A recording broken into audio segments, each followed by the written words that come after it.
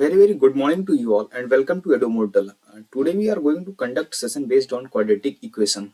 So हमने अपने previous lecture में पढ़ा था कि polynomials क्या होते हैं, डिग्री या फिर polynomial क्या होता है, zeros या फिर polynomial क्या होता है, and geometrical interpretation of zeros या फिर polynomial क्या होता है, and relationship between zeros and coefficient of a linear polynomial that is x equal to minus b by a क्या होता है.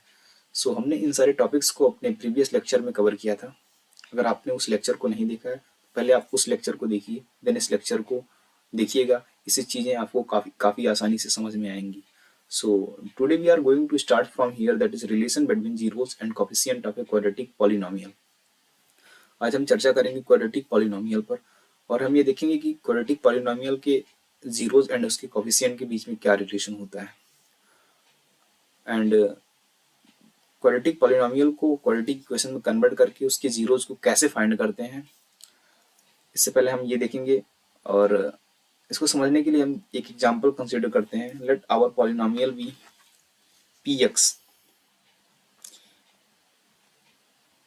px equal to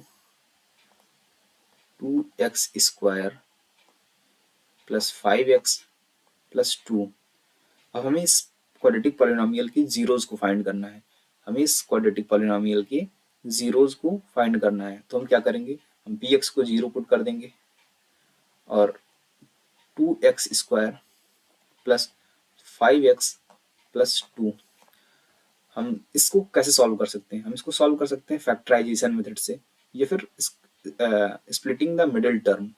factorisation method क्या होता है, फैक्टराइजेशन मेथड ये कहता है कि आप कोई भी ऐसा दो नंबर चूज कीजिए जिसका प्रोडक्ट 4 के बराबर हो एंड जिसका एडिशन या सब्ट्रैक्शन 5 के इक्वल आ रहा हो. जिसका प्रोडक्ट 4 के बराबर हो और जिसका एडिशन या सब्ट्रैक्शन 5 के इक्वल आ रहा हो. सो हम ऐसे दो नंबर्स को मान लेते हैं कि वो दोनों नंबर्स हमारे क्या हैं, m and n. So m into n equal to 4 and m plus n equal to 5. So इस केस में क्लियर है कि m और n की वैल्यू क्या हो सकती है. m की वैल्यू हम 4 ले लें और n की वैल्यू 1 ले सकते हैं, या फिर m की वैल्यू 1 ले सकते हैं एंड n की वैल्यू 4 ले सकते हैं. सो हम फर्दर सॉल्व करते हैं. px equal to 2x square plus 5x plus 2 equal to 0. So 2x square plus 4x plus x plus 2 equal to 0. So यहाँ से 2x को कॉमन ले लेंगे, तो 2x को कॉमन ले लेंगे तो यहाँ पर क्या बचेगा, x और यहाँ पर 2, x प्लस 2 प्लस यहाँ पर 1 कॉमन लेंगे and x plus 2 equal to 0. अब यहाँ पे x प्लस 2 कॉमन आता हुआ दिख रहा है. So 2x plus 1 and x plus 2 equal to 0. अब इसकी वैल्यू 0 कब होगी, या तो ये ब्रैकेट 0 हो जाए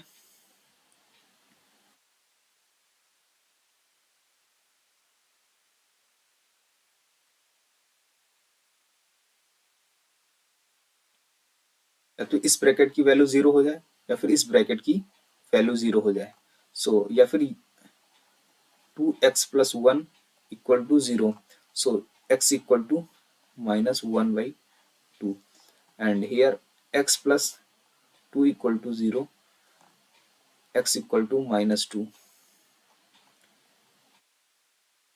So यहाँ पे हमें क्या दिख रहा है, यहाँ पर हमें इस पॉलिनोमियल के दो जीरोस आते हुए दिख रहे हैं. दोनों जीरोस कैसे हैं, दोनों जीरोस क्या हैं, डिस्टिंक्ट हैं, अलग अलग हैं. x equal to minus 1 by 2 and x equal to minus 2. So let alpha and beta be the zero of px. So alpha equal to minus 1 by 2 and beta equal to minus 2. Basically हमने किया क्या कि इस polynomial को हमने उसके linear factor form में लिख दिया है. सो हम इसको लिख सकते हैं इस पॉलिनोमियल को 2x square plus 5x plus 2 equal to इसके लीनियर फैक्टर फॉर्म में, that is 2x plus 1 into x plus 2. और हम इस ब्रैकेट से 2 को कॉमन ले लेंगे तो 2x plus 1 by 2 into x plus 2.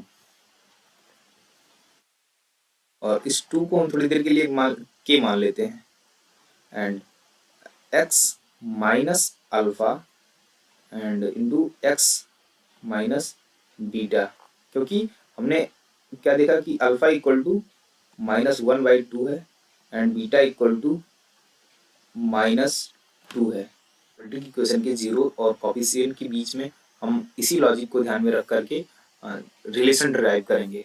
I hope आपको इसमें कोई प्रॉब्लम नहीं होगी, क्योंकि ये सारी चीज़ें जो थी काफ़ी बेसिक थी। अब हम देखेंगे कि जो स्टैंडर्ड क्वाड्रेटिक इक्वेशन होता है और अल्फा और बीटा के बीच में क्या रिलेशन होता है। Standard quadratic equation means ax² plus bx plus c equal to 0। इसके कुल 2 रूट्स आएंगे, क्योंकि इसकी जो हाईएस्ट पावर है वो क्या है, 2 है। सो इसके 2 रूट्स आएंगे अल्फा एंड बीटा। अगर अल्फा और बीटा इसके रूट्स हैं तो x माइनस अल्फा और x माइनस बीटा क्या हो जाएंगे, इसके फैक्टर हो जाएंगे। सो हम इस क्वाड्रेटिक इक्वेशन को हम इसके लीनियर फैक्टर फॉर्म में लिख सकते हैं। So ax² plus bx plus c equal to k times x minus alpha and x minus beta. अब ये k क्या है, k जब हम x माइनस अल्फा और x माइनस बीटा से इस क्वाड्रेटिक इक्वेशन को डिवाइड करेंगे तो जो कोसेंट बच जाता है वही k है। सो हम इसे ओपन करेंगे, x² plus bx plus c equal to k times x² minus bracket में alpha plus beta into x plus alpha beta. So kx² minus alpha plus beta kx plus k times alpha into beta. So हम इसको equate करेंगे। सो हमको क्या मिलेगा कि k equal to a and v equal to minus alpha plus beta times k and c equal to k times alpha beta. तो हमने previous slide में देखा कि k की जो वैल्यू है वो a के इक्वल है एंड b की जो वैल्यू है वो minus alpha plus beta into k के इक्वल है एंड c की वैल्यू जो है वो अल्फा बीटा इंटू k के इक्वल है।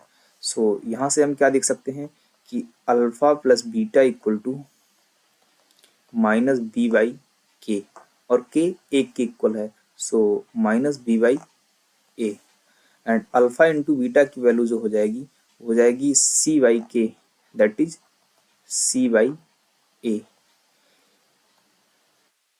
इन दो रिलेशंस को आप गांठ बांध लीजिए,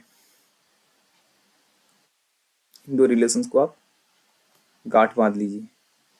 कौन से दो रिलेशंस, इन दो रिलेशंस को। काफ़ी इंपॉर्टेंट रिलेशन है ये, और आपके बोर्ड में और कॉम्पिटिटिव एग्जाम में इस इक्वेशन पर, इस रिलेशन पर क्वेश्चंस आते रहते हैं।